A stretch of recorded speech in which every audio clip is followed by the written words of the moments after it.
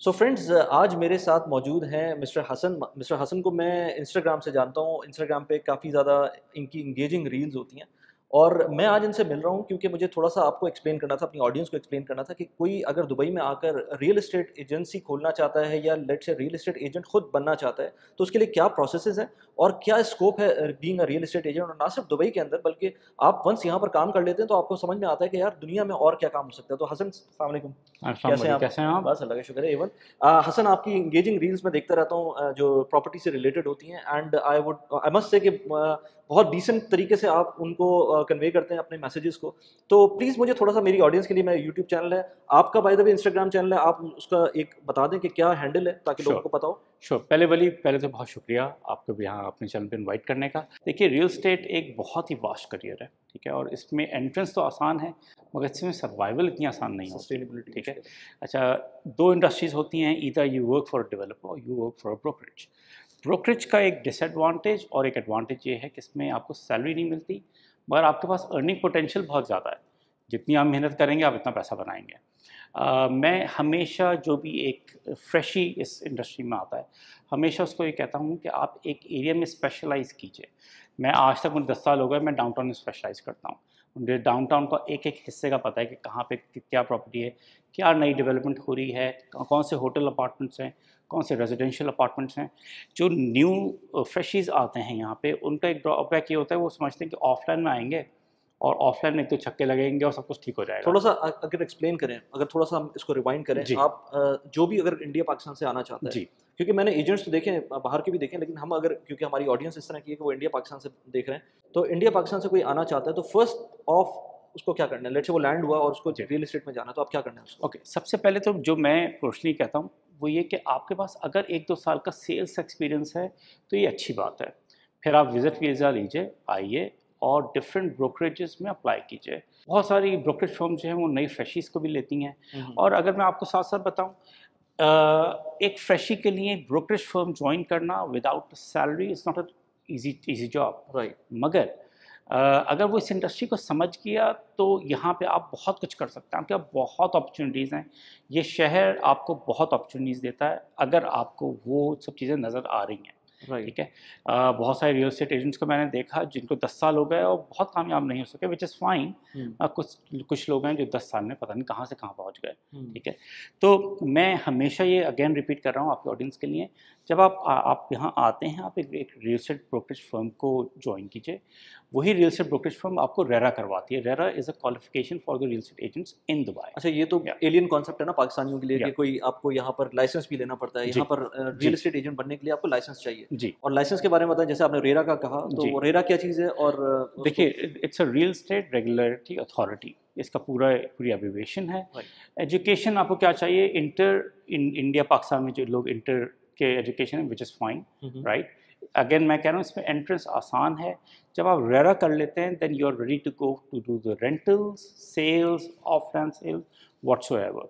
तो फिर आपको पता चलता है कि ऑलराइट यार, इसमें क्या-क्या अपॉर्चुनिटीज़ हैं और इसकी क्या-क्या शाखें निकल सकती हैं इस इंडस्ट्री में, सो ठीक है? अभी मैं वीडियो एडिट कर रहा था और मुझे एकदम से ख्याल आया कि ये एक चीज़ के बारे में तो हमने बात ही नहीं की। जो हसन काम कर रहे हैं और जो मैं खुद भी काम करता हूँ और बहुत सारे लोग और काम कर रहे हैं रियल एस्टेट के अंदर आजकल, वो हर सूरत में कंटेंट क्रिएशन की तरफ जाते हैं और कंटेंट क्रिएशन के लिए आपको हर सूरत में कोई ना कोई डिवाइस चाहिए। वैसे तो आप अपने मोबाइल से भी स्टार्ट कर सकते हैं। बेयर मिनिमम आपको एक मोबाइल चाहिए और उसके अंदर आप अपना कंटेंट क्रिएशन की जर्नी स्टार्ट कर सकते हैं, भले वो किसी भी फील्ड के अंदर हो। और रियल एस्टेट के अंदर तो बहुत इंपॉर्टेंट है, लेकिन वंस आप थोड़ा सा लेवल अप होने लगे तो आपको हर सूरत में ये एक गोप्रो ले लेना चाहिए। गोप्रो बहुत ही ज़बरदस्त किस्म की एक डिवाइस है, जो कि आपको सीमलेसली आपके लिए काम करती है, आपकी कंटेंट क्रिएशन जर्नी के अंदर।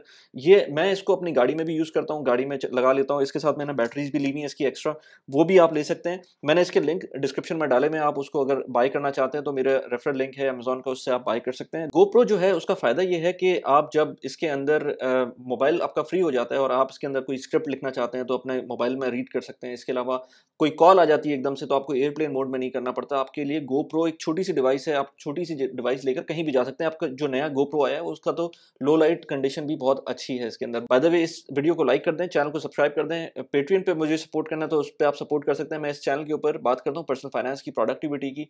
इस चैनल के ऊपर मैं हर हफ्ते 3 वीडियोस ट्राई करता हूँ कि मैं अपलोड करूँ। मेरा एक न्यूज़लेटर भी है, आप उसको भी सब्सक्राइब कर सकते हैं। आई होप कि आपको ये वीडियो पसंद आ रही हो। विदाउट फर्दर डू अब नेक्स्ट पोर्शन की तरफ चलते हैं इस वीडियो में। ठीक है, तो आपने जिस तरह कहा कि रेंटल्स हो सकते हैं, ऑफ प्लान सेल्स हो सकती हैं या नॉर्मल जो सेल्स हो सकती हैं वो, जी। तो इसमें थोड़ा सा क्विकली ज़रा बताएं कि ऑफ प्लान क्या चीज़ होती है, रेंटल और दूसरी नॉर्मल सेल क्या होती है? ओके, ऑफलाइन अगर मैं आपको बहुत आसान लफ्ज़ों में समझाऊँ कि एक मैदान है और एक डेवलपर जो है वो प्रोजेक्ट लॉन्च कर रहा है वहाँ पे, राइट। ठीक है।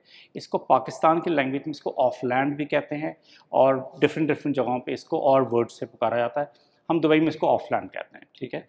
ऑफ लैंड मीन्स एक मैदान है, वहाँ पे एक लॉन्च होने वाली है और आप अपने इन्वेस्टर से कहते हैं कि आइए इस पे आप इन्वेस्ट कीजिए और इसमें आपको फ्यूचर में इसमें प्रॉफिट्स होंगे, जो पूरी दुनिया में होता है। क्योंकि कोई भी बिल्डिंग बनती है वो कहीं ना कहीं तो एक वक्त में उसके लिए सिर्फ एक लैंड होती है, Right. Which is called off land. ठीक है। रेंटल्स क्या है? रेंटल्स इज़ अगेन हम इंडिया पाकिस्तान में जैसे विलास को, अपार्टमेंट्स को रेंट करते हैं, इसी तरह से यहाँ डाउनटाउन में, बिजनेस पे में डिफरेंट लोग आते हैं, डिफरेंट टेनेंट्स आते हैं, वो यहाँ पे रेंट करते हैं। ठीक है, ठीक और है, उसके क्या? बाद आते हैं नॉर्मल जो और वो प्रॉपर्टी एक हो गई secondary Secondary sales. Secondary sales क्या है कि आपने एक बिल्डिंग रेडी है, रेडी टू मूव इन है और आपको उसकी सेल करनी है। राइट। फ़र्ज़ कीजिए आपने एक चीज़ खरीदी थी 1 मिलियन दिरहम की और वो आज से 3 या 4 साल के बाद हो गई 2 मिलियन दिरहम की, तो that is called secondary sales. Right. तो you are selling your property to the second buyer. Right. Yeah. ठीक है। अच्छा, before going into this again, if you go back और वो थोड़ा सा बताएं कि इसमें अगर आप लाइसेंस लेते हैं रियल एस्टेट एजेंट का, तो आपको स्टैंड अलोन खुद से ले सकते हैं या किसी कंपनी के साथ एसोसिएट करना पड़ता है लाइसेंस अपार्ट फ्रॉम लाइसेंस? लेकिन आपको खुद तो काम नहीं कर सकते होंगे, आप एजेंसी अपनी नहीं खोल सकते, आपको लेट से किसी के पास जाना होता होगा और किसी कंपनी के साथ ज्वाइन करना होता होगा और साथ में लाइसेंस भी लेना होता होगा, तो उसकी कॉस्ट कितनी आती है? ओके, पहले तो मैं ये आपको बताऊं कि आप अपनी लैंड होते ही अपना लाइसेंस, रियल एस्टेट लाइसेंस ले सकते हैं, ठीक है। सही। मगर मेरी हमेशा एक एडवाइस ये होती है, जितने भी न्यू कमर्स आ रहे हैं, इवन मैं आज तक मैं समझती हूँ कि मैं एक लर्निंग फेज में हूँ। आप एक नए शहर में आते हैं, बहुत कुछ लर्न करते हैं इनिशियली, तो उससे होता ये है कि आप एक दफ़ा इस इंडस्ट्री को समझ जाइए, फिर अगर आपके पास एक अपॉर्चुनिटी आ रही है और आपके पास इतनी इन्वेस्टमेंट है तो फिर अपनी एक कंपनी के लिए जाइए। सही। अच्छा, मैं उसके बाद सबसे इम्पॉर्टेंट चीज़ जो कि जिसमें मैंने लैक किया और बहुत सारे रियल एस्टेट एजेंट्स भी लैक करते हैं, कि आप अपने पास एटलीस्ट 6 महीने का ब्रेड एंड बटर लेके आइए। क्योंकि आप इस शहर में आते हैं, अगेन ये शहर बहुत महंगा है, आपकी सर्वाइवल इतनी आसान नहीं होती, तो आप 6 महीने का अगर ब्रेड एंड बटर लेके आते हैं और इन बिटवीन अपने उसी जो इन्वेस्टमेंट है आपकी, जो आप सेल्फ इन्वेस्टमेंट जिसको मैं कहूँगा, उसको आप अगर रिवॉल्व कर लेते हैं तो आपको बहुत आसानी होगी इस करियर में जाने में। राइट। तो मैं अगेन आपके ऑडियंस के लिए रिपीट करूँ कि बेहतर ये है कि आप सबसे पहले एज अ फ्रेशी किसी एक स्पेसिफिक एरिया में स्पेशलाइज कीजिए। ठीक है। जब आपको स्पेशलाइजेशन पता चल जाएगी तो आपको ये पता चल जाएगा कि बाइंग, सेलिंग, रेंटिंग की टेक्निक्स क्या हैं। सही। तो होता ये है कि एक बिल्डिंग जब बिल्कुल ग्राउंड में है, वो कभी ना कभी तो रेडी होगी ना, तो आपको ये पता होगा कि यार ये सेकेंडरी मार्केट में मैं कैसे सेल्स करूँगा इसकी। राइट। ठीक Yeah. है। तो वंस लेट्स, और आपने नहीं बताया कि रेरा की कॉस्ट कितनी आती है? देखिए, रेरा की कॉस्ट अराउंड 2500 टू 3000 दिरहम है, ओके। जो कि नॉर्मली आपकी कंपनी उसका एक्सपेंस उठाती है। सही। नॉर्मली यही प्रैक्टिस है दुबई में, वरना अगर आपको खुद करना है तो आप 2500 से 3000 दिरहम की कॉस्ट है इसकी। अच्छा, अगर आप एक दफ़ा प्रोफेशनल फील्ड में आ जाते हैं तो आपको क्या रिन्यूमरेशन किस तरह से हो सकती है और कितनी लेट्स से आप एक्सपेक्ट कर सकते हैं? सैलरीज होती हैं या सिर्फ और सिर्फ कमीशन बेस होता है? देखिए, आप यहाँ बहुत बड़े बड़े डेवलपर्स हैं और एक मिडिल लेवल के भी डेवलपर्स हैं जो आपको सैलरी भी पे करते हैं। राइट। इनिशियली मैं कहूँगा अगर आपको कोई अच्छी सैलरी या मिडिल सैलरी बेस्ड जॉब भी मिल रही है, आप वो कर लीजिए, ताकि आपके इनिशियल 5-6 महीने, साल गुजर जाए। मगर एंड रिजल्ट आपका ब्रोकरेज होना चाहिए, क्योंकि ब्रोकरेज में आपके पास पूरा दुबई ओपन है। आप चाहें तो डाउनटाउन बेच सकते हैं, आप चाहें तो डमाक हिल्स बेच सकते हैं, आप चाहें तो अरेबियन रैंचेस, क्रीक हार्बर बेच सकते हैं। मगर एक डेवलपर का जो ब्रोकर होगा वो सिर्फ स्पेसिफिक डेवलपर को सेल करेगा। राइट। Yeah. सही। तो most of the time it is commission based, means That's true. Most of the time. Again, it's a 100% commission based job. Okay. कभी कभी ऐसा होता है कि आपको कुछ कंपनीज जो होती हैं वो इनिशियली कुछ ना कुछ देती हैं, मगर वो आपको आगे चल के आपको कमीशन से डिडक्ट कर लेती हैं। अच्छा, मैंने देखा कुछ लोग, कुछ कंपनीज अपने एम्प्लॉइज़ को कुछ फ़ायदा तो दे रही होती हैं, लेट्स से गाड़ियों की लेट्स से ट्रांसपोर्ट की, उसमें कुछ गाड़ियां मैंने देखी हैं देते हुए लोगों को। इस छोटे मोटे आपको पर्क्स मिल जाते हैं, लेकिन your bread and butter should be commission. और कमीशन का क्या स्ट्रक्चर होता है वो ज़रा थोड़ा सा एक्सप्लेन करें। ओके, पहले तो मैं आपको इस बात का जवाब दूँ जो आपने गाड़ियों वाली बात की। देखिए, हर कंपनी जो होती है वो ये आपको फैसिलिटी प्रोवाइड नहीं करती। अच्छी बड़ी बड़ी कंपनीज हैं जो कि फैसिलिटी दे भी रही होती हैं, मगर सबसे बड़ा जो चैलेंज है आपको इस इंडस्ट्री में वो है लाइसेंस। आपका लाइसेंस होना चाहिए। आपको पता है कि अगर यहाँ का लाइसेंस ले लिया आपने तो इसका मतलब आपने यहाँ का MBA कर लिया। और रियल एस्टेट जो है वो आउटडोर जॉब है, तो आपकी मूवमेंट है बहुत ज़्यादा। और अभी हम जैसे जून में इसको शूट कर रहे हैं तो 40-45 डिग्री बाहर टेम्परेचर हो रहा है और आपको बहुत वॉक करनी पड़ती है, जो कि मैंने एक टाइम पे बहुत की भी है, ठीक है। मगर मैं कहूँगा जो एक न्यू कमर है उसको मैं कभी एडवाइस नहीं करूँगा, आइए अपने पास एक रियल एस्टेट कंपनी ज्वाइन करें, ब्रोकरेज फर्म ज्वाइन करें, अपना लाइसेंस अप्लाई करें, 2-3 महीने का वेट कीजिए और फिर मार्केट में एंटर हो जाएं। लाइसेंस, आप ड्राइविंग लाइसेंस की बात कर रहे हैं? जी, सही। मैं ड्राइवर लाइसेंस की बात भी कर रहा हूँ और ड्राइविंग ड्राइविंग लाइसेंस की लाइसेंस की बात बात भी कर कर रहे रहा हैं, बिल्कुल। ये दोनों चीज़ें बहुत इंपॉर्टेंट है जी। इनफैक्ट रियल एस्टेट एजेंट के लिए तो इन दोनों के बगैर काम भी नहीं हो सकता। जी। मैंने कुछ लोगों को देखा है जो कि बेचारे मेट्रो पे काम कर रहे होते हैं, लेकिन मेट्रो से, ट्रेन से आप अपने पोटेंशियल पे जा ही नहीं सकते, आपको लाजमी गाड़ी चाहिए। देखिए अपने ऊपर भी डिपेंड करता है कि आप जा सकते हैं या नहीं जा सकते, मगर मेरी हमेशा रिकमेंडेशन ये होती है कि आप लाइसेंस ज़रूर ले लीजिए, आपकी मूवमेंट में मसला ना हो, क्योंकि इतनी हीट में वॉक करना आसान नहीं है। ठीक है, आप कमीशन पे बात करते हैं कि क्या परसेंटेज है, क्या रेट है उसका? देखिए नॉर्मली कंपनीज जो होती हैं वो 50-50 देती हैं कि लेट से आपने बिजनेस किया 1 मिलियन दिरहम का, तो आपके पास 5 लाख आपके, 5 लाख उनके। 5 लाख का मतलब ये कि 5 लाख दिरहम 5 लाख दिरहम तो आपकी जो प्रॉपर्टी प्राइस है उसकी बात कर रहे हैं, लेकिन कमीशन तो ऑफ कोर्स वो फर्ज कीजिए आपने एक प्रॉपर्टी सेल की है जो कि अराउंड है 10 मिलियन दिरहम्स, ठीक है, उसका कमीशन आता है let's say 4%, which is equivalent to 400,000। ठीक है, कमीशन 4% ये फिक्स है या नहीं, ज़रूरी नहीं है। अच्छा। ये 1% it goes to 5%, okay, depends.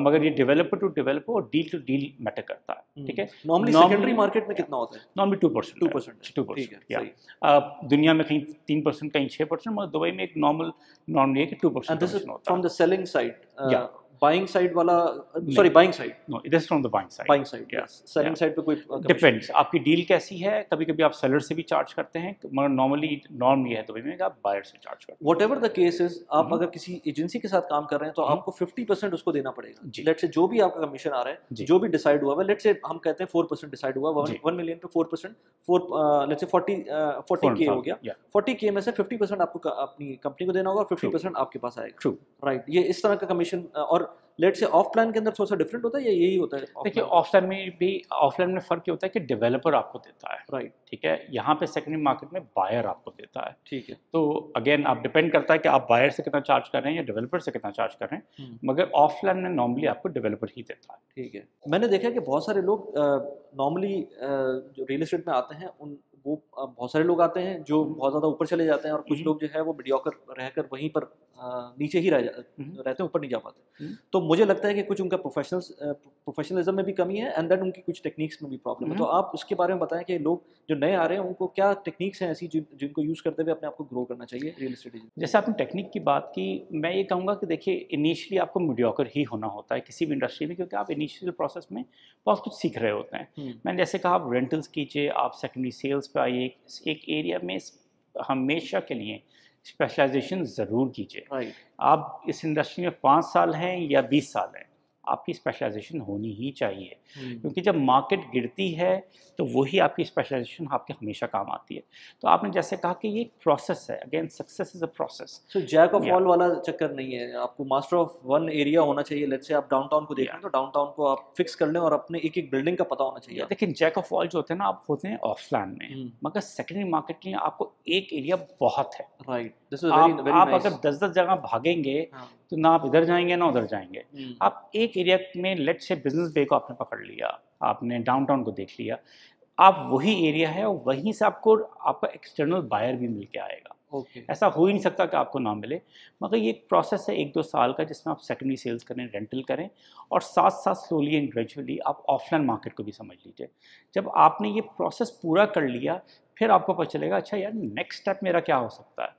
लोग इस चीज़ में लैक करते हैं कि उनकी पहली डील लकीली बहुत बड़ी हो जाती है और उसमें उनका कमीशन बन गया 7-8 लाख दिरहम, उनको लगता है मुझे बस यही काम करना है। मगर जब उनके पास पैसे ख़त्म होने लगते हैं या उनकी डील्स नहीं होती, तो उनको फिर याद आता है कि नहीं यार, मेरा एक ब्रेड एंड बटर है, क्योंकि मेरी फिक्स सैलरी नहीं है, तो मुझे एक एरिया में स्पेशलाइजेशन करनी ही चाहिए। तो उसके लिए बहुत सारी टेक्निक्स होती हैं, उसके लिए फिर हम लीड जनरेशन करते हैं। एक रूल होता है 20-80, 20% आप फोकस करते हैं अपनी लीड जनरेशन पे, अपनी लिस्टिंग्स पे। 2 चीज़ें सबसे इंपॉर्टेंट रियल एस्टेट में, एक लिस्टिंग्स और एक लीड जनरेशन। अगर आपने इस पार्ट को अबूर कर लिया तो 80% आपके लिए बहुत आसानी हो जाती है। मगर 20% ये जो पार्ट है, इस पर आपको फोकस करना बहुत ज़रूरी है, राइट। क्योंकि आपको नए बायर्स चाहिए, नए इन्वेस्टर्स चाहिए। आपका बेसिकली बिजनेस क्या है? सेल्स का बिजनेस है, और प्रॉपर्टी सेल्स के बिजनेस में। मैंने भी जो देखा है लोगों से, जब मैं लेट से किसी एजेंट से मैं बात करता हूँ और मैं उसको कॉन्स्टेंटली उसके साथ इंगेज रहता हूँ, मैं कुछ लोगों के साथ ऐसा इंगेज हूँ कि 10 साल से इंगेज हूँ। मुझे लगता है कि उनकी एक जो लेट से क्वालिटी है वो ये कि एक तो ये कि वो रिस्पॉन्सिव बहुत है, जी। और वो कभी भी आपकी चीज़ को डिक्लाइन नहीं करते, वो हम्म। हर चीज़ को कहते हैं कि हाँ यार हो जाएगा। हम्म। जो कैन डू एटीट्यूड है ये भी बहुत हम्म। ज़्यादा मैटर करता है किसी भी एजेंट के लिए। ऑल्दो कि जाहिर सी बात है आपका काम ऐसा है कि आपसे बहुत सारे लोग फ़ायदा भी ले लेते होंगे हम्म। और उसको लेवरेज करते होंगे अपने हम्म। लिए, लेकिन this is part of the game and I think उसके लिए तैयार रहना चाहिए। जी। तो शक्लें बनाने वाली बात जो है ना, वो प्रॉब्ली लोगों को, जो नए लोग आ रहे हैं उनके लिए नहीं है। अच्छा। देखिए, कैन डू एजेंट होना, सॉरी, कैन डू जो आपने प्रोसेस का वो होना ही चाहिए, मगर आप गलत बयानी ना करें। आप जो बता रहे हैं वो आपकी पूरी कोशिश होनी चाहिए कि आप सच बता रहे हो। भले वो क्लाइंट आपको ना मिले। बिल्कुल आपको क्लाइंट ना मिले, हुँ। मगर आपके लिए ये होना चाहिए कि आपका जो एक पोर्टफोलियो बन रहा हो वो बहुत ट्रस्ट के बेसिस पे बनना चाहिए, क्योंकि आप किसी को कुछ गलत कह के बेच तो देंगे, मगर वो आपका दोबारा कभी नहीं आएगा। बिल्कुल, और ये बिजनेस चलता है रेफरल से। बिल्कुल, आपने मुझे एक रेफरल दिया, उसके साथ साथ मेरे पास 10 रेफरल्स आएंगे, क्योंकि बिल्कुल, मेरा काम बहुत ईमानदारी से हो रहा है। बिल्कुल। और यहाँ पे हम कहीं ना कहीं सेल्स की फील्ड में, ओवरऑल आप बहुत सारी फील्ड्स में देखिए तो हम लैक करते हैं। वहाँ पे मैं हर किसी को कहता हूँ, बेशक वो सीनियर हो या जो जूनियर्स हो, वो इस चीज़ को बहुत फोकस करें कि जो भी अपनी डील करें बहुत ही सच्चाई की बेसिस पे करें। यही चीज़ें बाय द वे इम्प्लीमेंट होती होंगी कहीं भी आप दुनिया में कहीं और जाते होंगे, आप तो यही आपने चीज़ें दुबई में काम कर लिया, इसका मतलब आप दुनिया में कहीं कहीं भी भी काम काम कर कर सकते हैं। सकते हैं। आप न्यूयॉर्क जाना, आपको लंदन जाना है, आपको ऑस्ट्रेलिया जाना है, कहीं जाना हो, सही, आप काम कर सकते हैं। पर ये बेसिक्स हैं, सही। और आपकी वर्थ भी उस पर बनती है जब आप किसी को बताते हैं कि अच्छा यार, मैंने बुर्ज खलीफा सेल कर दिया, हुँ, मैंने पेंट हाउस सेल कर दिया, दुबई का बहुत सबसे बड़ा पेंट हाउस सेल कर दिया। हुँ। तो ये आपकी वर्थ होती है। सही। या चलें, ज़बरदस्त। आई होप कि आपको ये वीडियो पसंद आया। वीडियो पसंद आई तो प्लीज़ लाइक कर दें इस वीडियो को और सब्सक्राइब कर दें चैनल को। हसन के इंस्टाग्राम हैंडल भी मैंने नीचे डिस्क्रिप्शन में दिए हुए हैं, आप उसको भी जाके फॉलो कर सकते हैं। हसन का इंस्टाग्राम बहुत ज़बरदस्त एंगेजिंग किस्म की रील्स बनाते हैं हसन। आई होप कि आपको वीडियो पसंद आई हो। Like the video, subscribe the channel please. And screen के ऊपर आपको कुछ वीडियोज़ नज़र आ रही होंगी, उसको जाके ज़रूर देखें। मेरा चैनल पर्सनल फाइनेंस प्रोडक्टिविटी से रिलेट करता है। यहाँ पर आपको इसी तरह का कंटेंट मिलेगा। Please subscribe the channel. Thank you. Thanks a lot.